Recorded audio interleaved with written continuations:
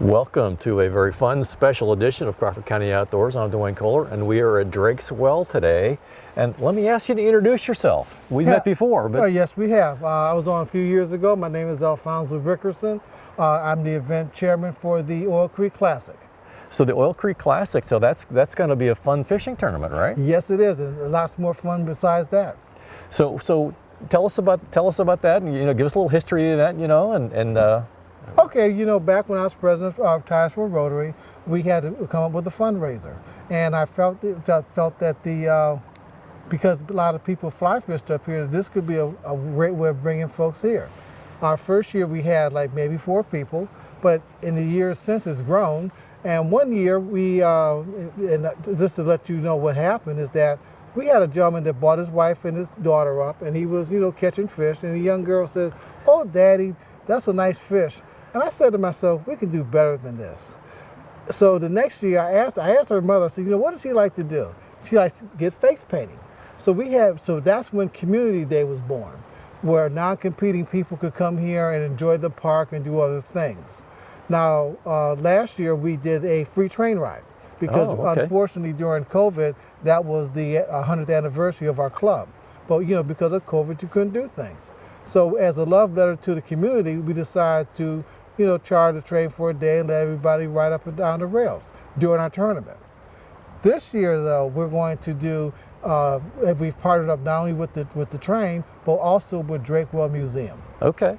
So you could buy one, get one free admission, and we're hopefully having people come in from outside the communities to see what a beautiful park it is. So let's go back to the fishing here for a second. Sure. So is it just fly fishing? I mean, is that the only? Just fly fishing. So to talk for a second about if I'm going to be fly fishing, I mean, what kind of fish am I going to catch? And what special things do I need to know about fly fishing?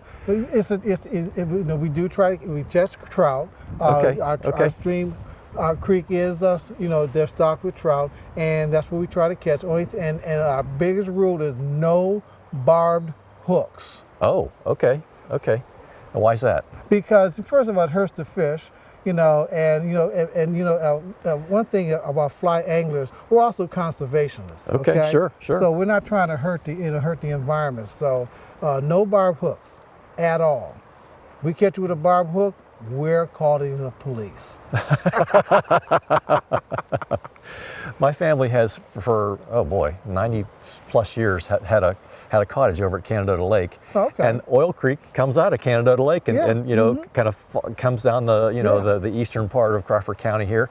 And it's actually, kind of nice and wide here, but really it's shallow. I mean, it's very shallow in some spots. So now shallow, right in this place. so fly fishing, that you're going to typically go in more of a shallow water, right, for a fly fishing thing? Sometimes, the water does change. The fish, their eating patterns do change. I've had people catch where we are about 10 fish, but sometimes you go down there where it's a little bit more deeper, you can catch some others. But the best place to go is when there's around turns, around trees where they can get under there, things of that nature. After fishing for a while, you learn those things.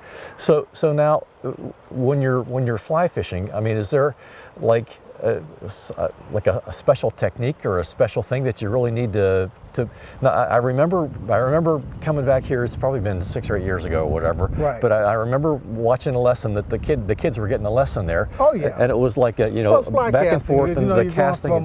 From 10 o'clock, from 11 o'clock to 1 o'clock, and what you're doing is you're mimicking a fly, because that's what the fish see. You're mimicking an insect, and then when you cast it out there, you straighten up your line and everything like that, and just let it go. There's one thing about fly fishing is you have to have patience. Okay. You have to have patience. Talk about the techniques involved with fly fishing. What you want to do, because you're emulating how a bug will act. Of course, you put your bug right. You cast your fly on the water, and the fish will see it and they'll go to it. And as soon as it bites it, because some of our fly fishing rods are so light, you'll feel it. And then you just pull up on it, what you call setting your hook, and then you just reel it in. So the equipment that you need for fly fishing, different than the ones that I remember myself as a kid, the Zebco with a little button you push and you let the button go. It's a little bit different. I mean, you know, a lot of people, if they fish from the stream, but what you want a lightweight fly rod, and you also want a reel, you know, that you can just, you know, pull it out there a little bit, because it's a little bit different than the Zebcos that you use. Net, of course, and you have to have some artificial flies tied. Now, I noticed one of the other classes that was for the kids, they were teaching them about the actual casting part, and talk about that for a second. At first, they were having a little trouble, a couple years ago, ever since this started, I always want to have a fly caster here, so either you can work on your technique or learn the new technique. We had a gentleman come out and teach some fly casting. So the line is going to now float on top of the water, right? And so now what am I going to use as an attractant to get the fish to come over to it? Well, you know, in this part of the park, we use artificial lures, and that's the other part about fly fishing. We do fly tying. Do they look like yes, an insect? They is that look exactly like insects? And there's some gentlemen like Tony Sabina who fished every day for like the last 3 years. If you see a certain insect that the fish are biting at, and your lure is not working, there's people who have stuff that switch and get a different one. That's right. So is there do I need to ahead of time? You know, it's like I got to bring six different. No, you know what? Because sometimes you talk to your friends or talk to people that fish a certain part of the creeks or wherever you're going to. They can give you good pointers, and sometimes if they're very nice, they might even give you a lure too. Okay. Okay. So the event here that this happens every year. Every year. And it's our 9th year. So what's the prize? Well, we have 2 different divisions. We have the youth division, and we have the adult division. In the past, we used to even have the professional fly fishing league come up and do things. But right now, we're centered on people who want to be amateurs. Our youth division, they enter free. Okay, and we have controllers, which are like referees in the water that measure the fish and things of that nature, and also give them pointers. They can get in free, and our adult division, they pay a fee up front of $75, and we like for everybody to be registered at least the week before the tournament, because if not, we can't give them a package. We do have a package for them. So the prize for the youth, of course, is we have a nice stuffed fish, and we have some prizes that we get from different places. Okay. And for the adults, because sometimes as adults we give like gift certificates, and also too we have a grab bag of different prizes that we also have too. This year, we're going to in our grab bag we're going to have a book that's been autographed by Joe Humphreys. Oh, okay. So we always get things like that. So I've been out to our cottage over at Canadota. I mentioned it to you before. Already a couple times. There was a tree that was going to fall down. It was going to take out our neighbor's shed and everything. So it's like we got a guy to come over. So I've been over cleaning up the tree, whatever. Sure. But on the way over, I pass Oil Creek for maybe a mile or so. On the way getting over to our cottage, there's been fishermen out there. Like every single time I've been over there's tons of them out there. Oh yeah. So fishing season is now kicked off. Oh yes. Trout season starts at the beginning of April. Isn't that when that starts? Beginning of April. So that's what we're after here now. We're after just trout. Is that the? Well, you know what I mean. That's what I'm after. I mean, you get palominos in there, but majority is trout though, and there's muskies around here as well too. I mean, especially in lake areas like Canadota Lake, and if you go on a 2-mile run, you have different kinds of other species there, but in the creeks it's just mostly brookies and stocked fish, and this keeps us happy. Now, did the fishermen get to keep the fish and take them home for dinner, or do they got to release them? Catch and release. Okay. Yeah. Well, that's okay. That's okay. Take a picture, and you have to show them how big the fish is. Okay. Because that cuts down on the stories, So does the biggest fish win? Is there a contest for that too? Actually, we do. We have a special trophy for the biggest fish caught. Oh, okay. Okay. So I'm glad you asked that. It's one of our fine taxidermists around here, Greg Orr from Fisherman's Pride. Oh, okay. I mean, he's excellent. He's been at it for a long period of time, and he mixes up some great mounts. So I mean, my thing is being outdoors, and getting the whole pandemic thing, you know, is just driving everybody crazy. Oh, it's like, yeah. Go outside. Absolutely. You're not going to pass the germ, you know, being outside. You know, get outside. So this is one of those like perfect events. You know, I mean, it's like, you know, get people outside and get them doing stuff and get their kids out there and get them exposed. When I was a little kid, you know, I spent every summer with my grandmother over at Canada Lake. You know, I was fishing. You know, right. And that's one of the things that got me going on outdoors. Well, you know activities. What? People ask me, say, you know, why do you let the younger anglers in there for free? I said, you know what? A lot of people complain about controllers in the kids' hands and stuff like that. My point to you is this: what have you done to take that controller out of their hand? What have you done to show them that there's something different?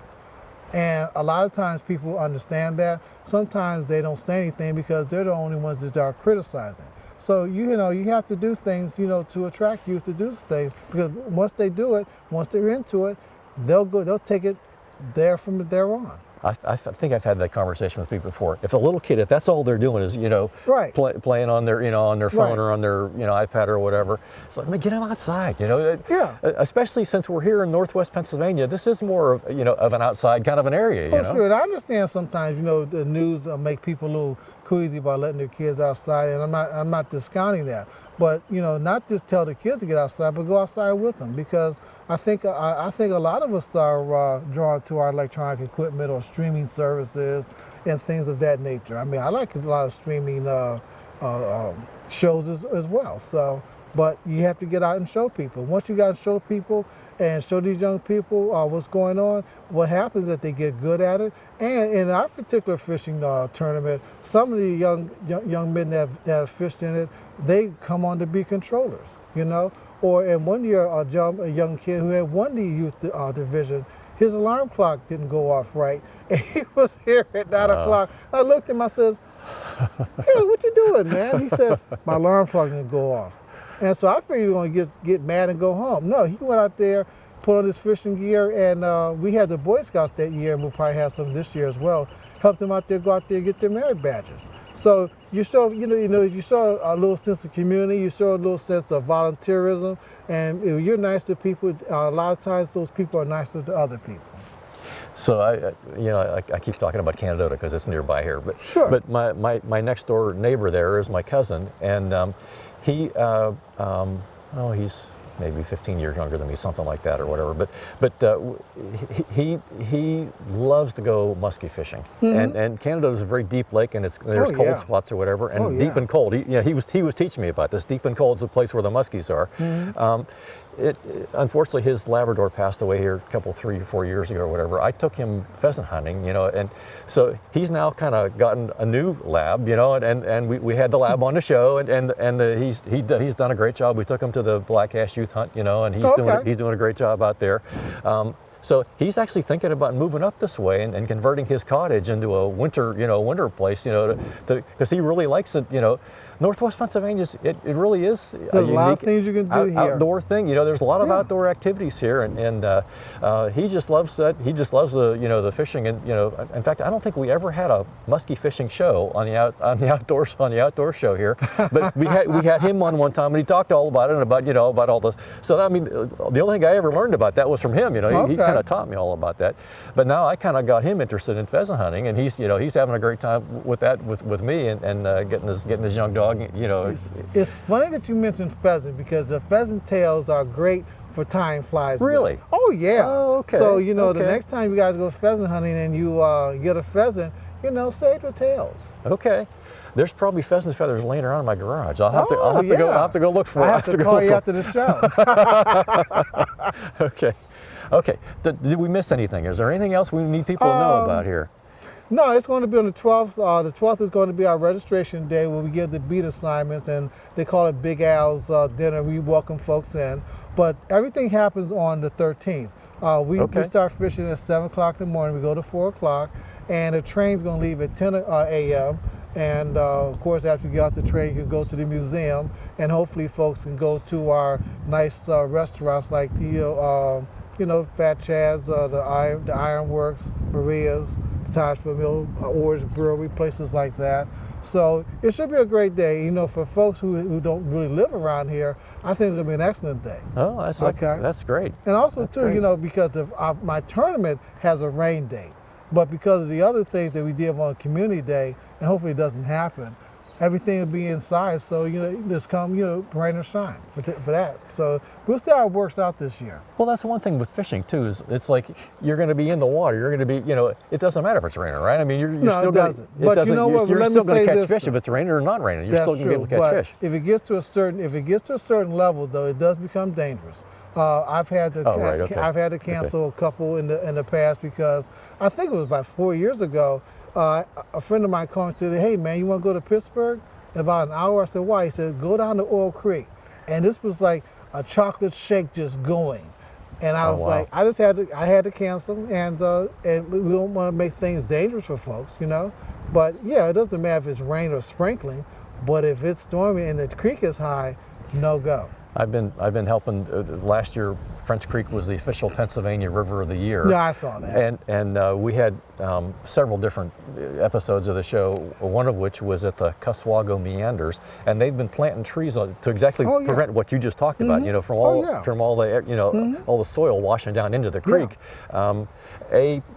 Growing trees, trees are a good thing for lots of reasons. But B, not to be turning the creek into a mud hole. That's exactly right. Yeah. So, okay, well, wow, that was great to talk to you. That was a lot of fun. It's great to see you. I hope you could, come in your non-official capacity that day. That'll be a great event. Looking forward to it. Good. Well, thank you.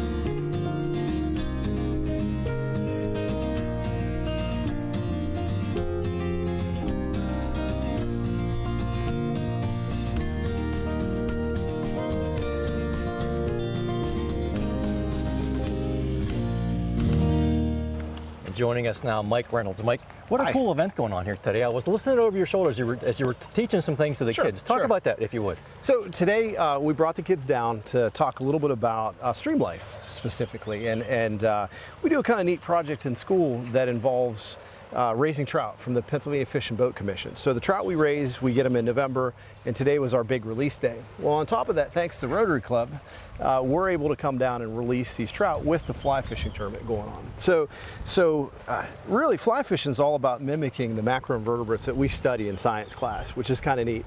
So what we do is we bring them down here and we do some kick netting in the water here, and you're going to see the little riffly areas where there's a little faster current. We took students in here with what's called kick nets and do a little shuffle in the water, and you'll dislodge all these different macroinvertebrates. Now they're kind of neat because they have a variety of different ways of eating. There's grazers, shredders, predators, and we pull those guys up and we can show them to the kids and talk about diversity of life and how they have all these different roles and niches they play in the stream.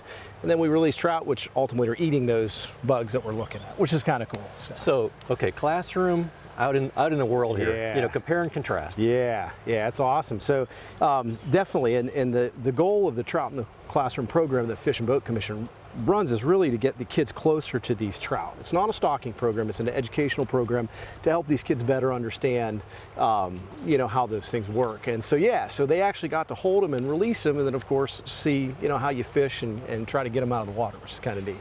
So let me ask you a question I asked Al a few minutes ago. You've got I'm always concerned whenever there's some new regulation related. I'm more of a hunting guy, a little bit of fishing, not so much. But when some new regulation, and I'm concerned that it's going to steer kids away or whatever. Stuff like this to me seems to be the opposite. I mean, what better than to have the kids understanding how it all works and build their interest at a younger age? Let me ask you that question. Yeah, just so you know, these gentlemen down here, these are some of our students out here fly fishing. So we're connecting these young men with adults in fly fishing to kind of keep that tradition alive. In fact, they spent a good 2 hours yesterday untying rods and things like that, because one of our educational stations today was learning how to fly fish. So that was kind of cool. Yeah, so they absolutely love it, and I have yet to meet any human being on the planet that scoops stuff up out of the water and sees all those little bugs that you first thought it was gravel and they start moving. They're just amazed at the stoneflies, the mayflies. And from the science side, it's really neat here for us to talk, because you know, this is a really good stream. You know, bugs are the best chemists on the planet Earth. So if we have mayflies, caddisflies, stoneflies, we know that's a sign that the creek is in really good condition. You know, you can do all the chemical tests you want, but those creatures won't be living here unless the water's clean. That's a catch and release program. I heard that. I heard that from Al. And I've heard people say on the Outdoor Channel, well, if you want your dinner, you got to figure out what your dinner's dinner is, right? Exactly. Yeah. Tell that story if you would. Here. Yeah. Well, and that was a lot of fun. One of the guys fishing in the tournament that knows way more about fly fishing than me, he came up and he said, "Hey," he said, "What'd you guys catch?" You know, because that's what they're fishing with. And we talked. We said, "Oh, we had some stone flies," and everything I mentioned, he pulls out a fly that he tied that matched what it was we were looking at. And then I said, "Oh, we found a larval form that had just molded, so it's pure white." Maybe I made this really nice fly, but if it's not what's here, exactly, don't even bother, because the fish aren't going to eat it if it's not something that's naturally here. Yeah, and they might be here today, but not be here next week or next month or whatever. Based on that life cycle, because some of these creatures we're looking at will live in the water 364 days out of the year, hatch one day, and die. In fact, some of them hatch and don't even have mouths when they hatch, and that's it. So then they go back into those larval forms again. So yeah, that's the challenge of the sport of fly fishing. So is there any magic? Is there any secret bullet, whatever, you know, that you need to know to you know, catch that big one? Not that I know about. Like I said, I do the science side, but these guys tell me, they showed me a couple, they said, "Oh, this is the one for today," but that's only today in these conditions. So I think every day is a different challenge. So it's all about being out there and knowing how it works. Yep. and so you do need a little bit of biology back there to be, you know, to be successful at that. Absolutely. So, and what better thing for the kids, right, than to get the whole picture together. They do love it, and Rotary's been real nice with this particular outing. You know, they have some nice things for the kids that they did for them when they came out here, some different gear and stuff, so that they can be successful, like this guy right here. So it's just pretty awesome. So. Slightly different question here. The Oil Creek itself, it's kind of unique in that everyone, I mean, including me, you think oil, ooh, that's not going to be good for the water. Right. How is it that there's lots of fish here in a creek that was known? I remember my family's had a place at Canadota forever and ever, and you know, that's where the Oil Creek, isn't that where it starts? I think so. I believe so. Yeah. Yep. And the story was, you know, the natives would sop up the oil off the top of the water and use it for lanterns and, you know, for cooking and whatever. Yeah. How is it now that it's clean enough to have like healthy fish, you know, swimming around? Yeah. So I guess time heals all wounds, right? I mean, so it's been a while. If you go over there at Drake Well, and those guys, he'll tell you all the stories about the Great Flood in Titusville and how there was a wall of fire coming down, and they used to dam this up to transport the barrels down.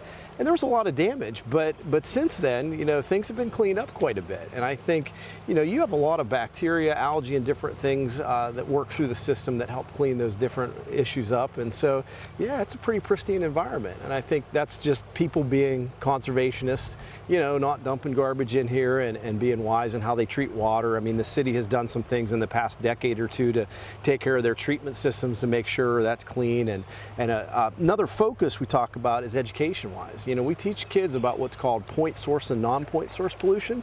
And non-point source pollution would be where you have different sources of runoff and things people do that affect water quality. And I think people are more aware of that nowadays, you know, and they do a better job. I mean, you don't see people dumping leftover waste oil here. You know, you can go to the auto parts store and they'll take it and recycle it. So I think some of those things play into a cleaner environment too. I know a number of years ago, maybe it might have been 15 or so, 12 or 15 years ago, but at Canadota, the cottages around, many of them were at, you know, almost right at lake level, you know, and the yards were all soupy, and they were all septic systems. Yes. A sewage system was put in, and I myself have seen loons there. I mean, my whole life I'd never seen a loon before. You know, they're at Canadota Lake now. You know, so there's something to that. You know. Well, we talk about, for example, at some point, it was more than a decade, you know, your storm systems in the city of Titusville used to be connected to the sanitary sewer systems. So if it rains, think about the volume of water going through that, and they can't handle that. So one of the projects then the city undertook was to separate those out, you know, so now your sanitary system and your stormwater systems are separate entities, and that makes a huge difference in what's going into the streams. Well, Mike, this is a really cool thing that's going on here today, and thanks for being with us on Crawford County Outdoors. My pleasure. Absolutely.